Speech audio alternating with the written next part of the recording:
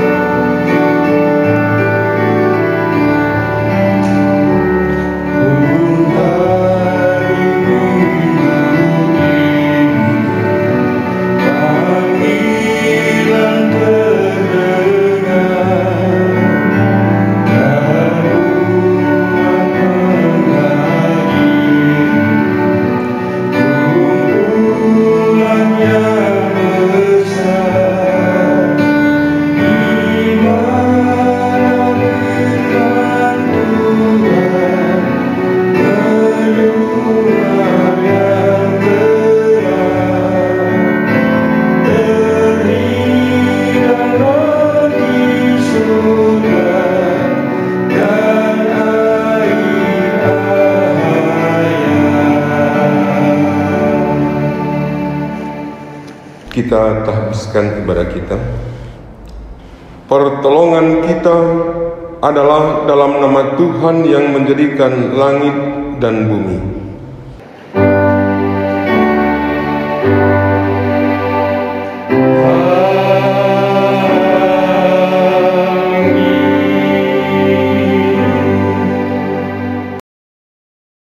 Nats pembimbing Kisah Para Rasul pasal 19 ayat 8. Selama 3 bulan Paulus mengunjungi rumah ibadat di situ dan mengajar dengan berani. Oleh pemberitaannya, ia berusaha meyakinkan mereka tentang kerajaan Allah. Demikian firman Tuhan, dan terimalah salam. kasih karunia dan damai sejahtera melimpahi kamu oleh pengenalan akan Allah dan akan Yesus Tuhan kita. Kita memuji Tuhan dari Kidung Jemaat nomor 19, baitnya yang kelima, Tuhanku Yesus.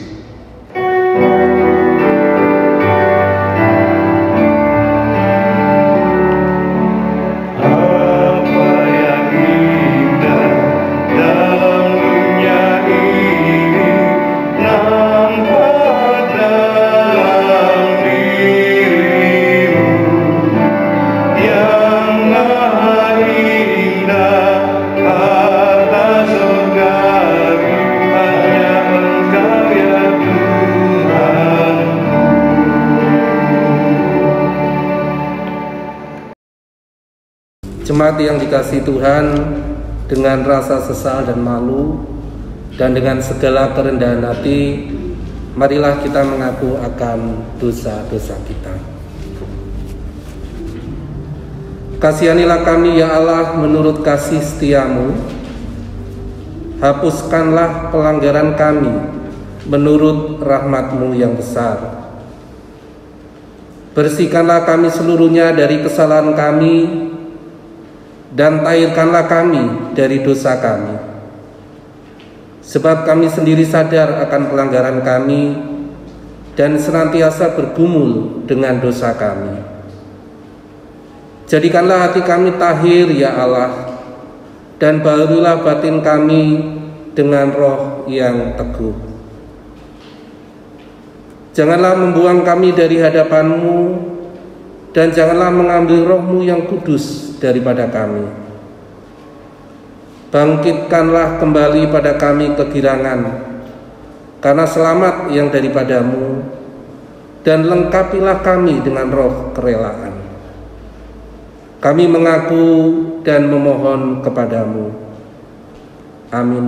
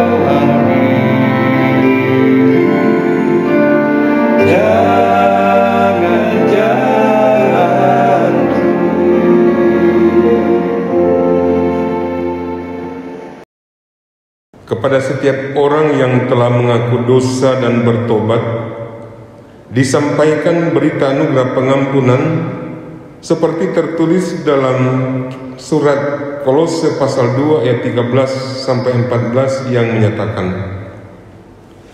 kamu juga meskipun dahulu mati oleh pelanggaranmu dan oleh karena tidak disunat secara lahiriah, telah dihidupkan Allah bersama-sama dengan Dia sesudah Ia mengampuni segala pelanggaran kita dengan menghapus surat hutang yang oleh ketentuan hukum-hukum mendakwa dan mengancam kita, dan itu ditiadakannya dengan memakukannya pada kayu salib.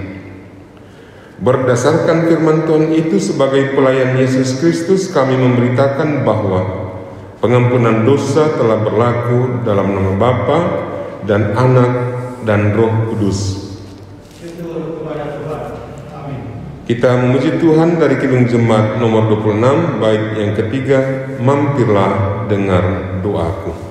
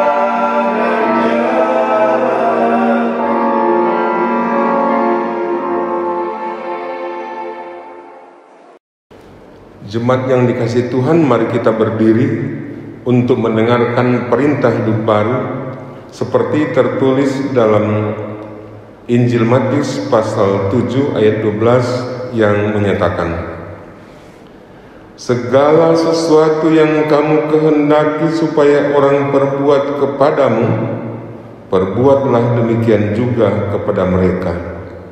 Itulah isi seluruh hukum Taurat dan kitab para nabi. Roh Kudus menolong kita mewujudkan kemuliaan Allah dalam seluruh hidup dan kesaksian kita di dunia. Kita memuji Tuhan dari Kidung Jemaat nomor 240A, baitnya yang ketiga.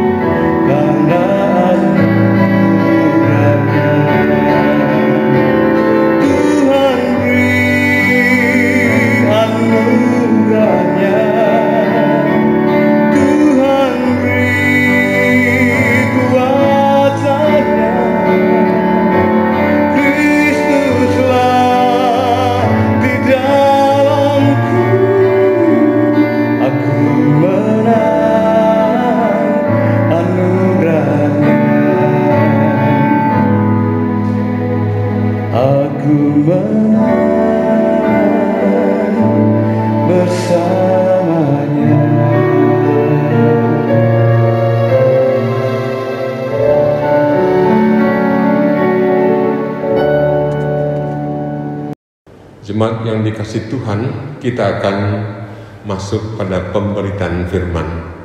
Untuk itu kita persiapkan hati kita untuk menerima firman-Nya di dalam doa. Kita berdoa. Bapa di surga, kami naikkan syukur terima kasih kami untuk kasih-Mu.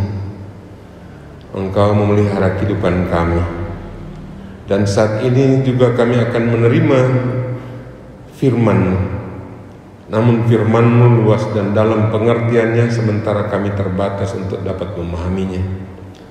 Oleh sebab itu kami mohon pertolongan Roh Kudus-Mu, agar kami dimampukan untuk mendengar firman-Mu, memahami firman-Mu, bahkan memperlakukannya dalam kehidupan kami yang nyata. Sebab firman-Mu itu adalah penuntun bagi langkah hidup kami. Dan karena itu kami mohon pertolongan Roh Kudus-Mu. Dan biarlah hanya firman-Mu yang kami boleh dengar. Karena itu jauhkan suara-suara yang dapat mengganggu kami ketika kami mendengarnya. Hamba-Mu yang akan memberitakannya mampukan untuk dapat berkata-kata seturut kehendak-Mu. Terima kasih Tuhan. Saat ini kami semua sudah siap untuk mendengarkan firman-Mu. Berfirmanlah bagi kami, dalam nama Yesus kami mohon. Amin. Jemaat, mari berdiri untuk mendengar firman Tuhan yang dibacakan dari Alkitab. Haleluya.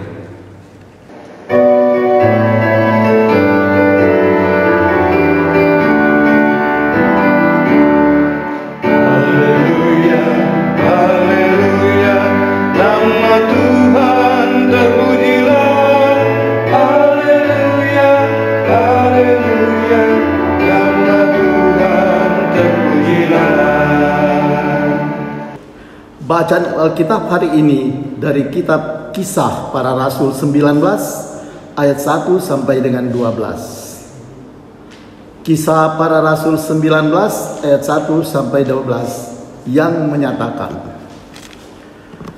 ketika Apolos masih di Korintus, Paulus sudah menjelajah daerah-daerah pedalaman dan tiba di Efesus. Di situ didapatinya beberapa orang murid. Katanya kepada mereka, sudahkah kamu menerima Roh Kudus ketika kamu menjadi percaya? Akan tetapi mereka menjawab dia, belum. Bahkan kami belum pernah mendengar bahwa ada Roh Kudus. Lalu kata Paulus kepada mereka, kalau begitu, dengan baptisan manakah kamu telah dibaptis? Jawab mereka, dengan baptisan Yohanes. Kata Paulus, baptisan Yohanes adalah baptisan orang yang telah bertobat. Dan ia berkata kepada orang banyak bahwa mereka harus percaya kepada dia yang datang kemudian daripadanya, yaitu Yesus. Ketika mereka mendengar hal itu, mereka memberi diri mereka dibaptis dalam nama Tuhan Yesus. Dan ketika Paulus menumpangkan tangan di atas mereka, turunlah Roh Kudus ke atas mereka, dan mulailah mereka berkata-kata dalam bahasa roh dan bernubuat. Jumlah mereka adalah kira-kira 12 orang. Selama 3 bulan Paulus mengunjungi rumah ibadat di situ dan mengajar dengan berani. Oleh pemberitaannya, ia berusaha meyakinkan mereka tentang kerajaan Allah. Tetapi ada beberapa orang yang tegar hatinya. Mereka tidak mau diyakinkan, malahan mengumpat jalan Tuhan di depan orang banyak. Karena itu, Paulus meninggalkan mereka dan memisahkan murid-muridnya dari mereka, dan setiap hari berbicara di ruang kuliah Tiramis. Hal ini dilakukannya 2 tahun lamanya, sehingga semua penduduk Asia mendengar firman Tuhan, baik orang Yahudi maupun orang Yunani. Oleh Paulus, Allah mengadakan mujizat-mujizat yang luar biasa. Bahkan orang membawa sapu tangan atau kain yang pernah dipakai oleh Paulus dan meletakkannya atas orang-orang sakit. Maka lenyaplah penyakit mereka dan keluarlah roh-roh jahat. Demikianlah pembacaan Alkitab. Hendaklah firman Tuhan dengan segala kekayaannya diam di dalam hatimu, dan ucaplah syukur kepada Allah.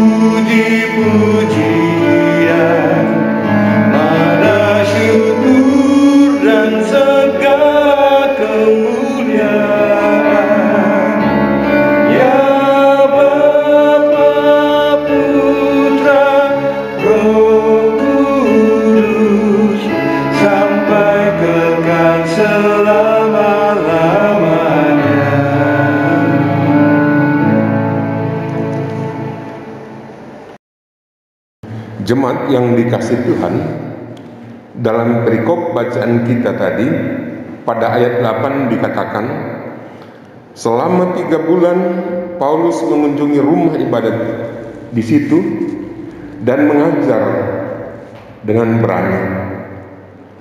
Oleh pemberitaannya, ia berusaha meyakinkan mereka tentang kerajaan Allah. Ketika di Efesus, Rasul Paulus di rumah ibadah, ia berusaha untuk meyakinkan jemaat tentang kerajaan Allah.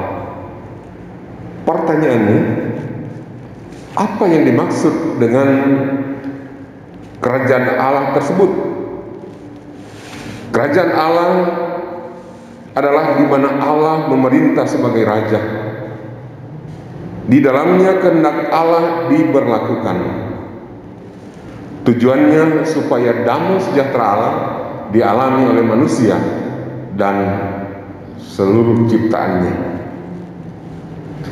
Itulah sebabnya Allah juga menjadi manusia di dalam Yesus, datang ke dunia untuk menunjukkan bagaimana kehendak Allah itu diberlakukan supaya damai sejahtera Allah dialami oleh manusia.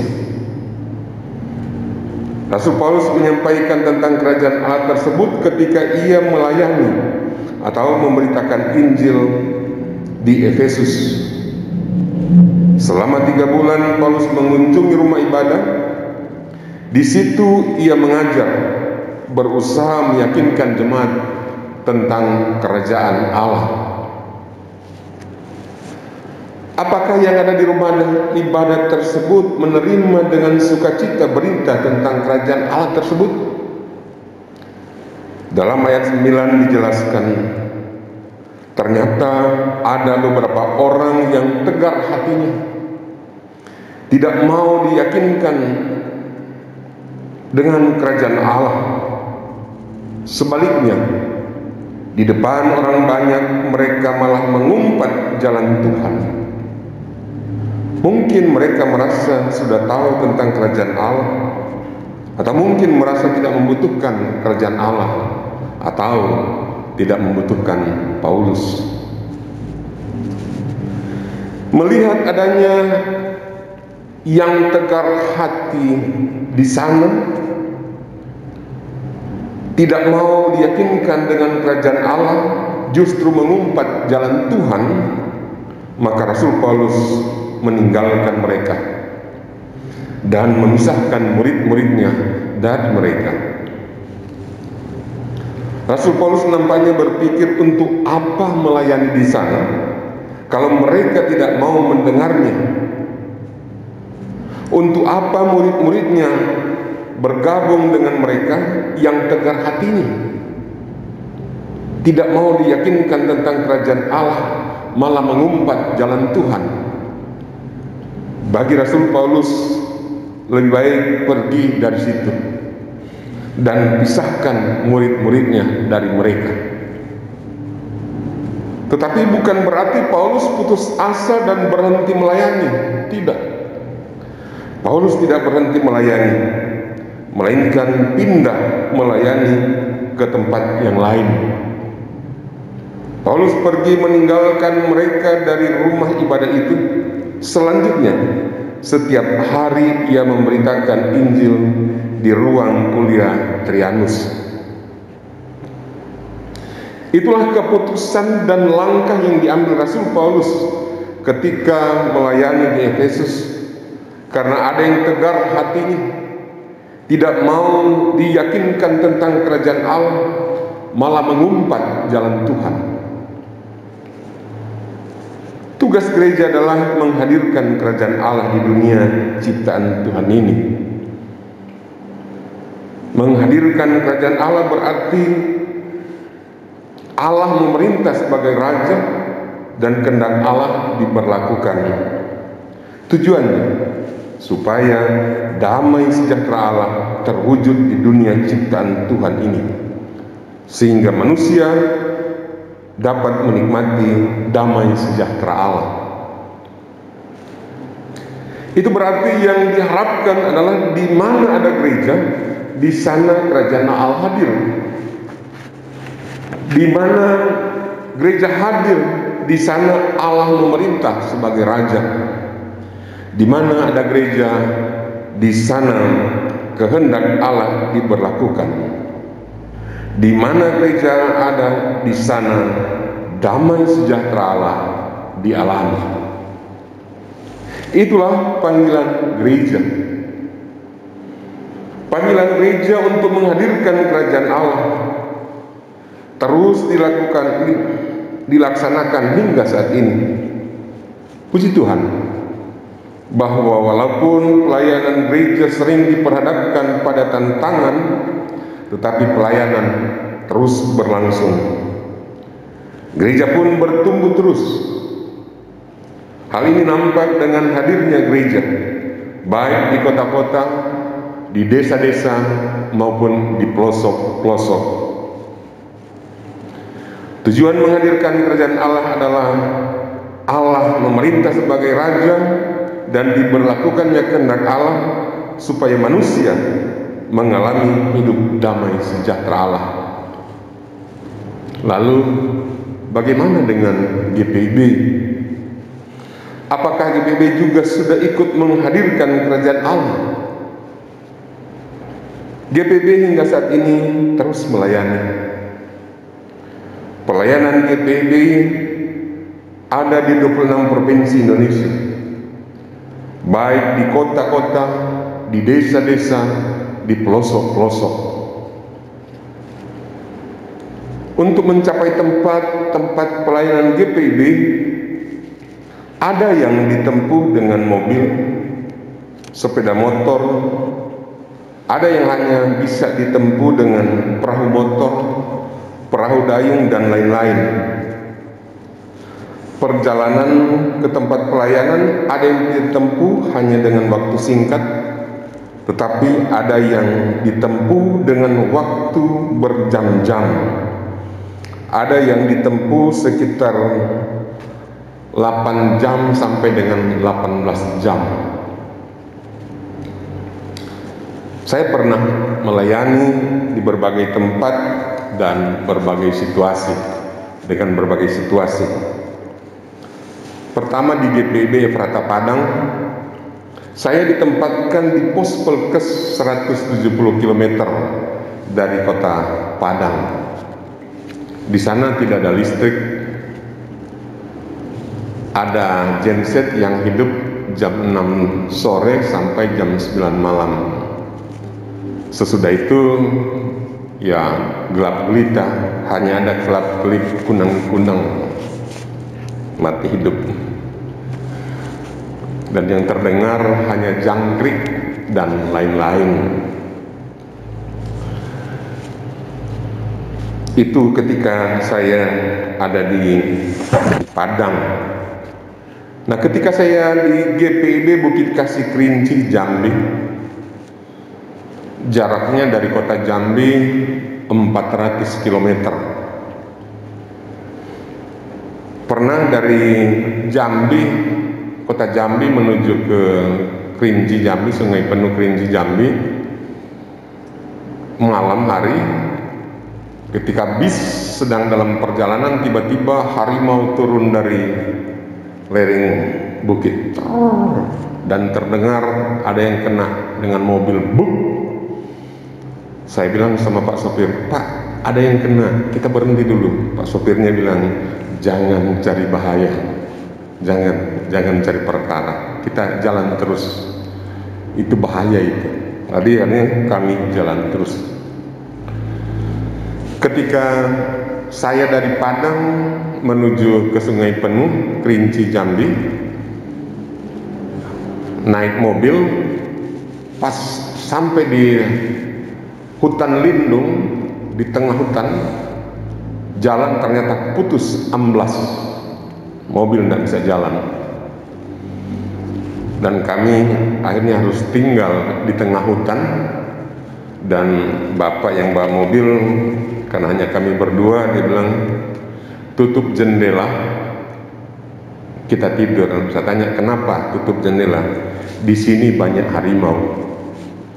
Ya memang karena di sana ada beberapa kasus, mamanya sedang nampi beras, harimau datang ambil anaknya yang sedang main. Jadi agak ngeri. Nah, ketika saya melayani di GPIB Immanuel Pekanbaru di Riau, Sumatera, melayani ke pos Pelkes dengan waktu tempuh kurang lebih 4 jam untuk ke pos, 4 jam pos Pasir Pangarayan. Kalau pertukaran pelayanan firman di Mupel waktu tempuh 4-5 jam itu biasa.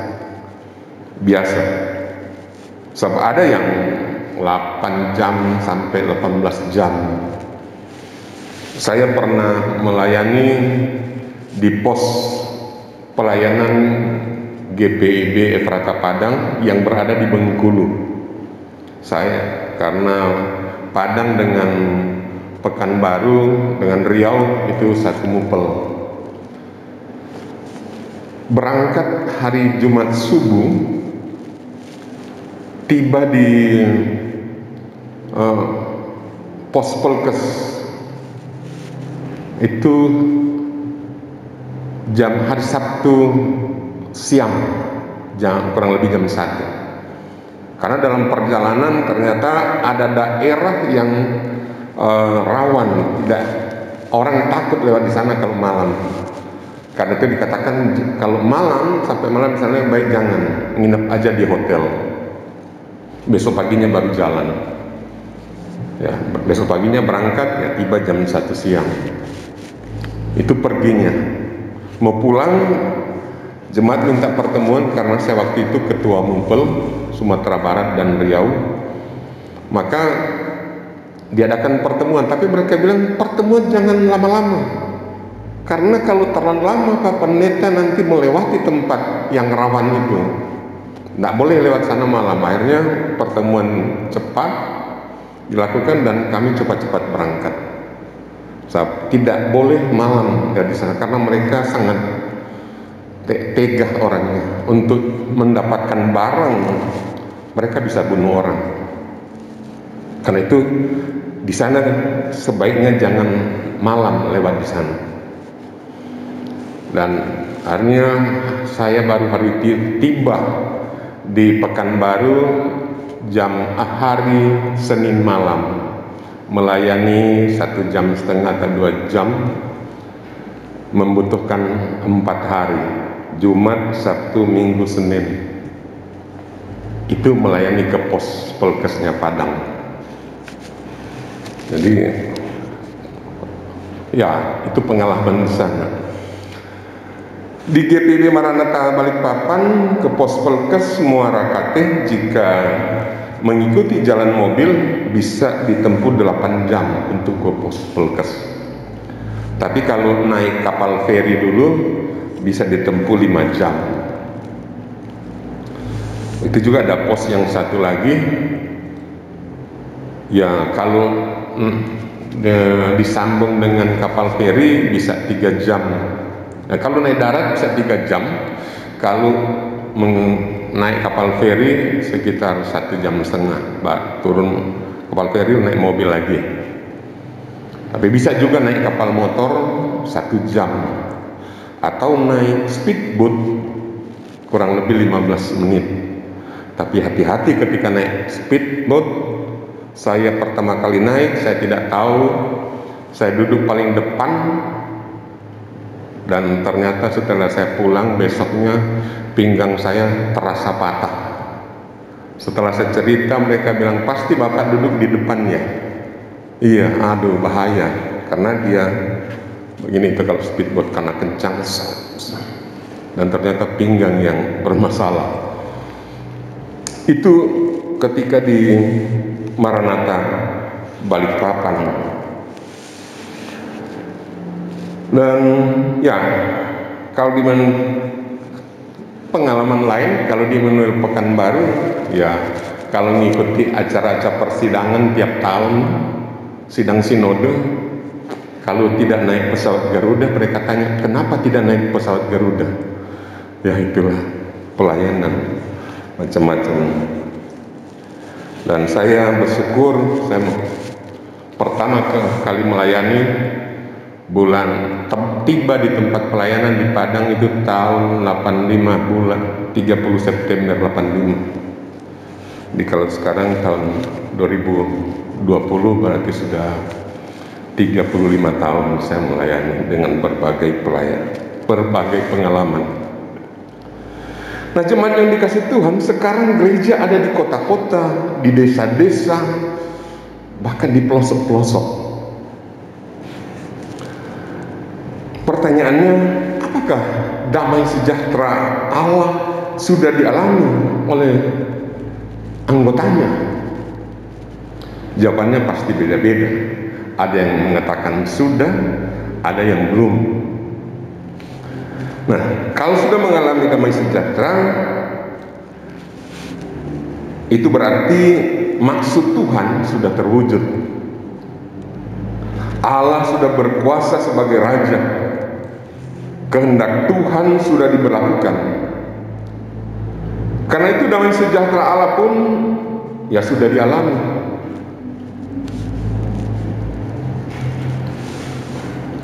Pertanyaan muncul lagi adalah, apa sih kehendak Allah itu? Dalam Ulangan pasal 6 ayat 5 dikatakan, kasihilah Tuhan Allahmu dengan segenap hatimu dan dengan segenap jiwamu dan dengan segenap kekuatanmu. Jadi kehendak Allah adalah mengasihi Tuhan Allah dengan segenap hati, segenap jiwa, dan dengan segenap kekuatan. Itulah kehendak Allah. Dalam Injil Matius pasal 22 ayat 37 sampai 40 dikatakan, jawab Yesus kepadanya, kasihilah Tuhan Allahmu dengan segenap hatimu dan dengan segenap jiwamu dan dengan segenap akal budimu. Itulah hukum yang pertama dan yang terutama. Dan hukum yang kedua yang sama dengan itu, sama, ya, tidak ada lebih tinggi, tidak ada lebih rendah, adalah kasihilah sesamamu manusia seperti dirimu sendiri.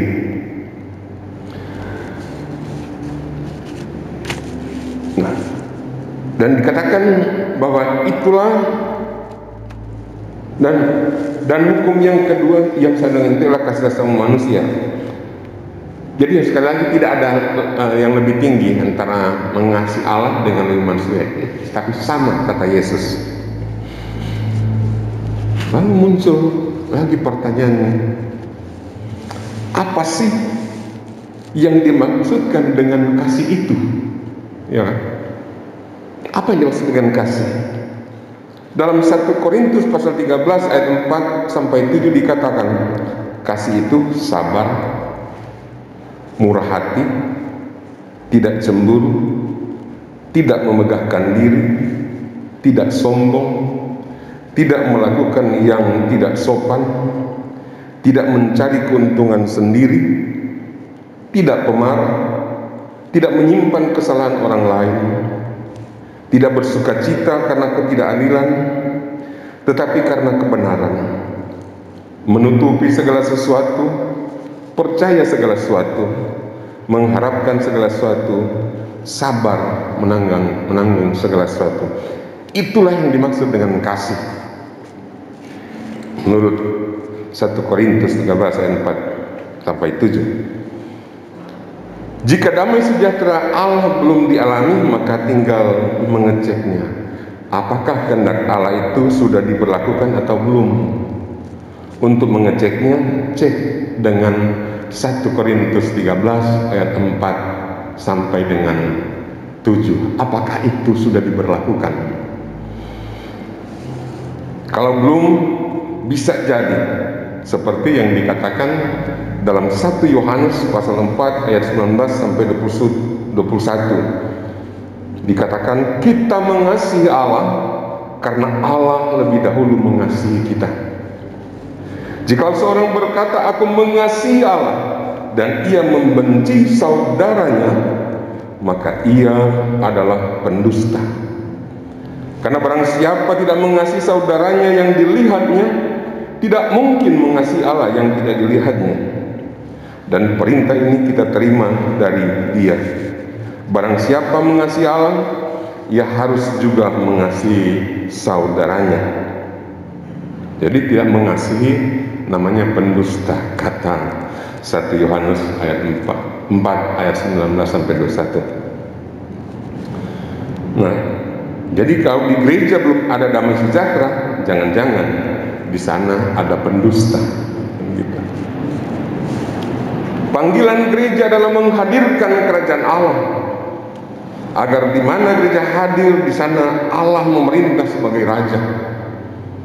Di mana gereja hadir, di sana kehendak Allah diberlakukan. Di mana gereja hadir, di sana ada damai sejahtera Allah. Itulah panggilan gereja. Dan hal itu harus dimulai dari diri sendiri. Karena gereja adalah bukan gedungnya, tetapi orangnya. Saya dan ibu bapak saudara sekalian, itulah gereja. Karena itu harus mulai dari diri sendiri. Hadirkan kerajaan Allah di dalam diri kita. Jadikan Allah sebagai raja di hati kita. Dan biarlah Allah memerintah sebagai raja dalam hati kita,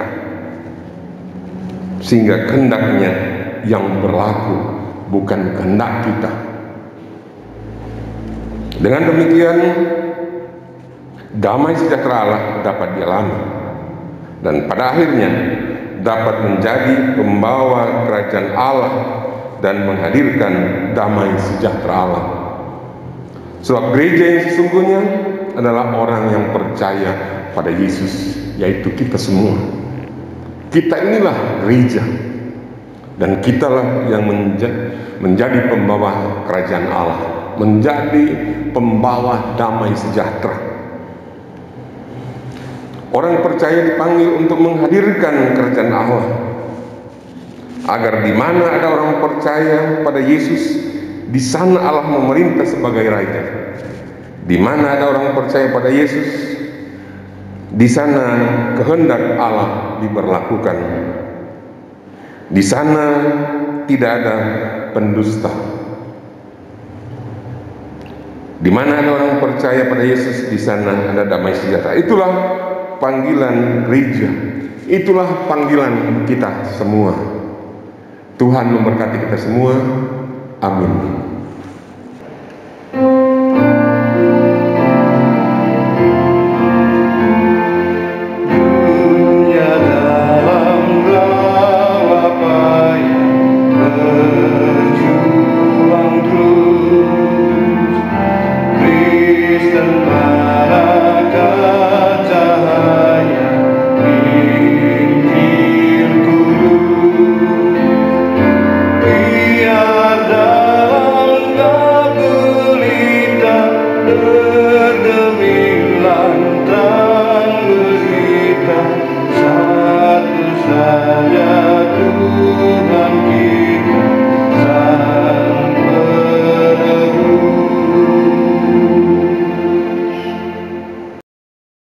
Jemaat, silahkan berdiri bersama semua orang percaya di segala waktu dan tempat.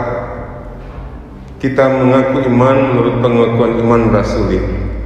Dengan hati dan mulut masing-masing orang berkata, Aku percaya kepada Allah, Bapa yang Maha Kuasa, Khalik langit dan bumi, dan kepada Yesus Kristus, Anaknya yang tunggal Tuhan kita, yang dikandung daripada Roh Kudus, lahir dari anak darah Maria, yang menderita di bawah pemerintahan Pontius Pilatus, disalibkan, mati dan dikuburkan, turun ke dalam kerajaan maut. Pada hari yang ketiga, bangkit pula dari antara orang mati, naik ke surga, duduk di sebelah kanan Allah, Bapa yang Maha Kuasa, dan akan datang dari sana untuk menghakimi orang yang hidup dan yang mati. Aku percaya kepada Roh Kudus, gereja yang kudus dan am, persekutuan orang kudus, pengampunan dosa, kebangkitan daging, dan hidup yang kekal. Jemaat disilahkan duduk kembali. Jemaat yang dikasihi Tuhan, mari kita datang kepada Tuhan, naikkan syafaat kita. Kita berdoa. Bapa di sorga, kami bersyukur untuk kasih-Mu yang boleh memperkenankan kami di hari ini untuk melaksanakan ibadah. Ini adalah anugerah bagi kami, dan kami boleh memuji memuliakan nama-Mu, dan juga kami sudah boleh mendengarkan firman-Mu. Tuhan, pakailah kami menjadi alat-Mu untuk menghadirkan kerajaan Allah, agar damai sejahtera dapat dialami oleh banyak orang. Dan khususnya kami berdoa bagi gereja-gereja-Mu yang Kau panggil dan utus untuk menghadirkan kerajaan Allah. Tuhan berkati. Dan lebih khusus lagi gereja GPIB yang tersebar di 26 provinsi di Indonesia ini. Tuhan pakai GPIB sampai dari kota sampai di pelosok-pelosok untuk menjadi alat menghadirkan kerajaan Allah, sehingga di mana ada GPIB di sana ada damai sejahtera. Karena itu Majelis Sinode sebagai pimpinan mampukan untuk dapat melaksanakan tugas-tugas dengan baik. Untuk GPIB Tiberias, kami mohon berkat-Mu. Berkati semua yang melayani di dalamnya, mampukan untuk dapat melayani dengan sebaik-baiknya, melayani dengan penuh sukacita, agar menjadi berkat bagi jemaat yang dia layani. Jemaat yang sudah terdaftar, yang belum terdaftar, simpatisan dan tamu, Tuhan berkati semuanya. Biarlah di dalam gereja GPIB ini kami boleh hidup damai sejahtera. Kami boleh mengalami damai sejahtera Allah, karena kami semua melaksanakan kehendak-Mu.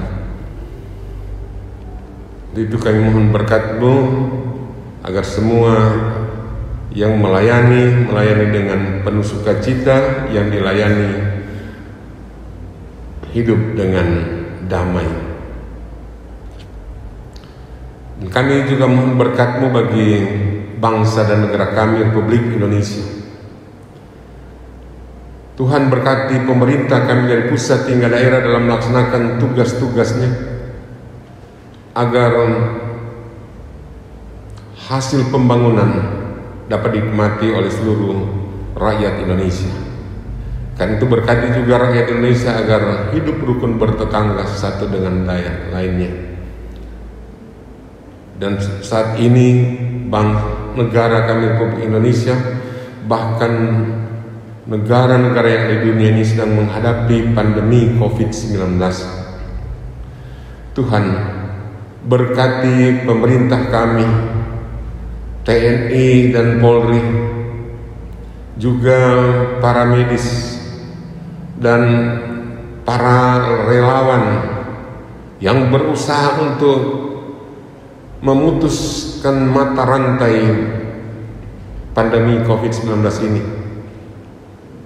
Tuhan mampukan mereka dapat menjalankan tugas dengan baik, agar kiranya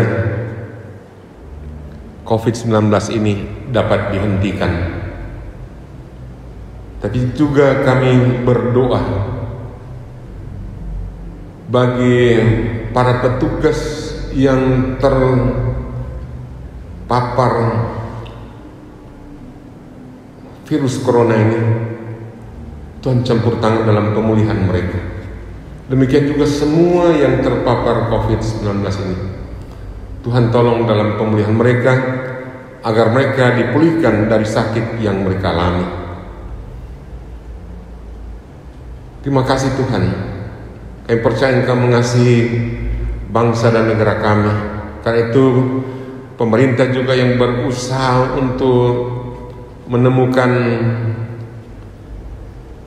obat penawar atau penangkal.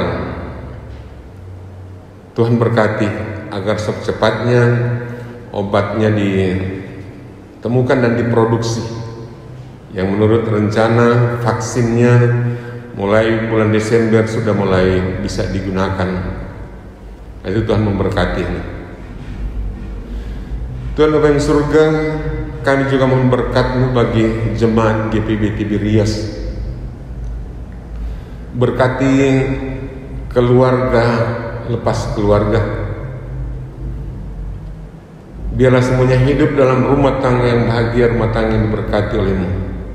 Karena itu suami, istri, anak-anak, orang tua, dan semua anggota keluarga Tuhan berkati.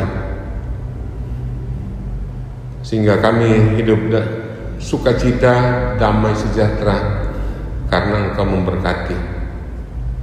Tapi juga kami mohon berkat-Mu jikalau ada yang sedang bergumul dengan masalah-masalah kehidupannya, Tuhan campur tangan dalam menyelesaikannya. Jika membutuhkan jalan keluar, berikanlah jalan keluar. Tapi jika pergumulannya tidak bisa lalu, maka berikanlah kekuatan dalam menjalani kehidupan dengan pergumulan. Kami berdoa untuk saudara-saudara kami yang saat ini berulang tahun atau seminggu depan atau minggu ini berjalan berulang tahun. Kiranya dengan bertambahnya umur maka iman juga semakin kokoh, semakin kuat, dan hidup pun semakin sukacita. Yang berulang tahun pernikahan, perkawinan, Tuhan berkati rumah tangganya. Tuhan hadir di tengah-tengah keluarga sebagai nakoda yang agung, agar seluruh keluarga mengalami sukacita bahagia. Yang bersukacita karena berkat-berkat Tuhan, Tuhan teguhkan sukacita kami, karena seluruh milik kami itu adalah anugerah-Mu. Karena itu tolong kami untuk senantiasa hidup sukacita dan bersyukur kepadamu. Tapi kami juga mohon berkat-Mu bagi keluarga-keluarga yang merindukan kehadiran anaknya di tengah-tengah keluarga, keturunan. Tuhan kiranya berkenan untuk mengabulkan doa-doa yang dinaikkan. Yang sedang mengandung, Tuhan jaga kandungannya sampai melahirkan dengan tubuh yang kuat dan sehat, dengan bayi yang kuat dan sehat. Itu kami mohon berkat-Mu ya Tuhan. Tuhan Bapa kami yang di surga, kami juga mohon berkat-Mu bagi kehidupan kami semua. Berikan kami semua kekuatan dan kesehatan. Jaga lindungi kami, jauhkan kami dari sakit penyakit, dan terutama jauhkan kami dari virus corona. Kuasa-Mu Roh Kudus-Mu melindungi kami semua, sehingga kami dijauhkan dari virus corona. Tolong Tuhan, karena kami percayakan hidup kami ke dalam tangan-Mu. Berikan kami sukacita dan damai sejahtera. Dan juga kami mohon berkat-Mu bagi pengurusan izin gedung gereja GPIB Tiberias ini, agar izin untuk membangun gedung gereja ini dapat diterbitkan, maka pemerintah yang akan memprosesnya Tuhan berkati, berikan hikmat dalam memprosesnya sehingga dalam waktu yang Tuhan akhirnya diterbitkan. Terima kasih Tuhan, berkati semua yang melayani di GPIB Tiberias ini, dan berikan kami semuanya hikmat agar kami arif dan bijaksana. Terima kasih Tuhan, ampunkan dosa dan kesalahan kami. Dengarkan permohonan ini yang kami bawa kepadamu hanya dalam satu nama, yaitu Yesus Kristus, yang telah mengajar kami berdoa. Bapa kami yang di surga, dikuduskanlah namamu, datanglah kerajaanmu, jadilah kehendak-Mu di bumi seperti di surga. Berikanlah kepada kami hari ini makanan kami yang secukupnya, dan ampunilah kami akan kesalahan kami, seperti kami juga mengampuni orang yang bersalah kepada kami. Dan janganlah membawa kami ke dalam pencobaan, tetapi lepaskanlah kami daripada yang jahat.